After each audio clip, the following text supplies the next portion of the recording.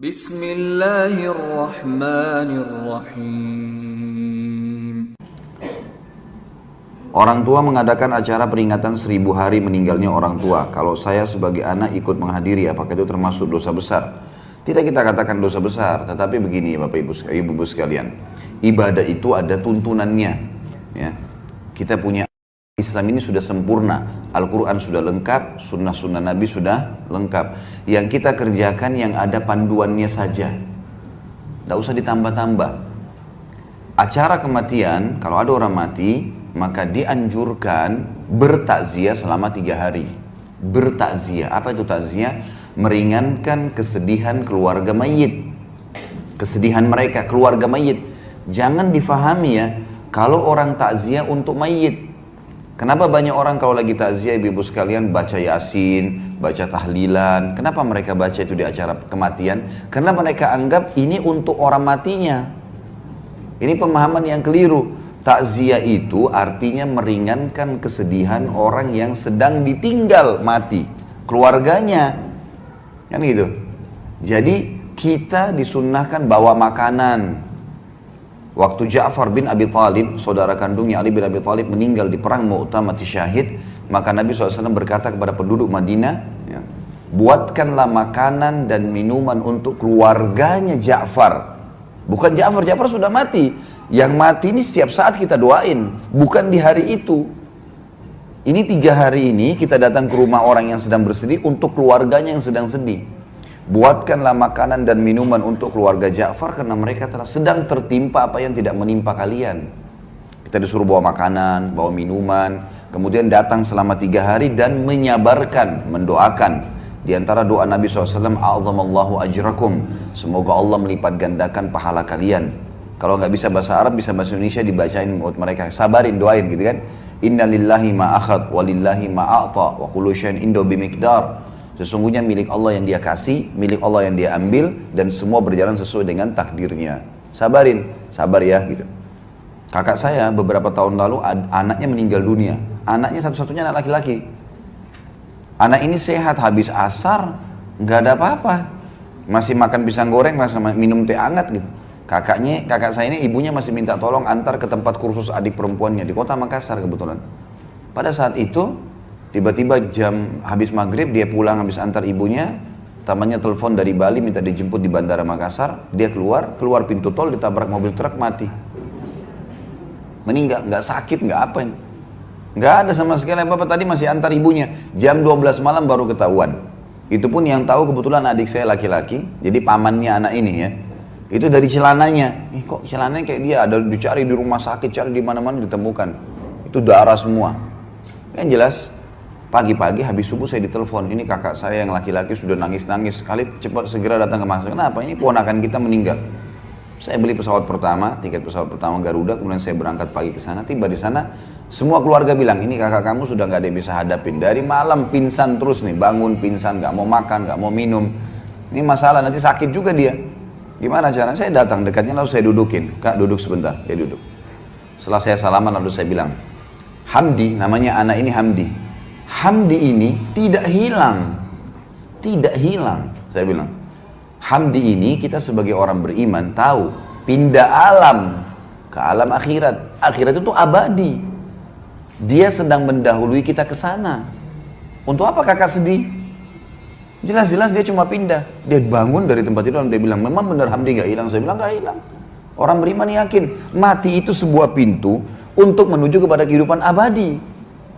Jadi nggak usah sedih dengan mati. Memang mati itu harus dilalui proses. Bukan cuma manusia, hewan, tumbuh-tumbuhan, semua mati. Gitu kan? Mati itu sebuah pintu, kalau kita masuk kita akan menuju ke rumah abadi kita. Cuman di sana ada surga atau neraka, baik atau buruk, gitu kan? Penentuannya sekarang. Jadi jangan anggap anak ini hilang. Yang penting, seperti ibaratnya saya bilang sama kakak saya, seperti saya sama kakak mau ke Surabaya nih dari Makassar. Kebetulan tiketnya Hamdi jam 9 pagi, saya sama kakak jam 3 sore. Kita akan ketemu kok di sana. Yang penting tiketnya sama, iman dan amal saleh. Kalau sama ketemu di sana, gak usah khawatir. Orang tua kita yang meninggal, anak kita yang meninggal, suami istri yang meninggal, tidak ada masalah. Orang mukmin tahu. Rukun iman kita itu kan. Rukun iman itu ada 6 diantaranya iman kepada hari kiamat, kematiannya, alam barzahnya, hisabnya, surga nerakanya panjang lebar itu. Kalau ibu-ibu ikutin ceramah saya di YouTube, Kitab Minhajul Muslim, tulis saja tanda-tanda hari kiamat. Atau tentang surga dan neraka, ada panjang lebar saya ceritain masalah itu. Jadi kita harus paham tentang poin-poin seperti ini. Kalau orang meninggal, ya yang kita lakukan adalah kita bertakziah kepada mereka, keluarganya. Sementara si mayit, ya, itu 3 hari maksimal ya, Nabi kerjakan 3 hari. Jadi nggak ada hari ke-7, hari ke-1000, hari ke-40, ini nggak ada semua. Ini mengikuti acaranya orang-orang Nasrani. Kalau ada ibu-ibu di sini mungkin pernah mu'alaf dari Nasrani, pasti tahu, gitu kan? Pasti tahu. Jadi saya tahu betul karena kebetulan istri saya mu'alaf, non muslim, tadinya Nasrani masuk Islam. Kemudian di acara keluarganya di daerah Manado itu luar biasa kalau kematian.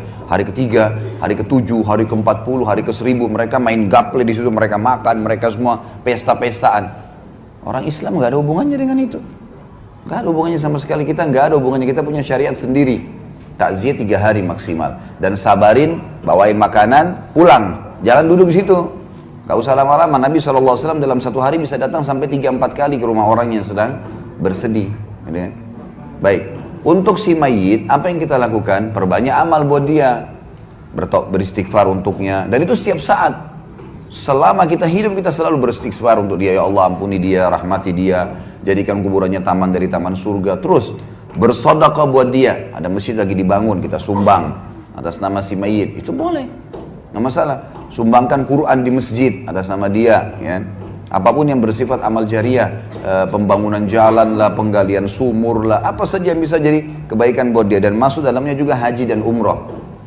Karena pernah memang ada seorang sahabat datang kepada Nabi SAW dan berkata, ya Rasulullah, ayah saya sudah meninggal. Yang satu bilang ayah saya sudah lumpuh total, gak bisa lagi safar, tapi belum pernah haji dan umroh. Bisa saya haji umrohkan?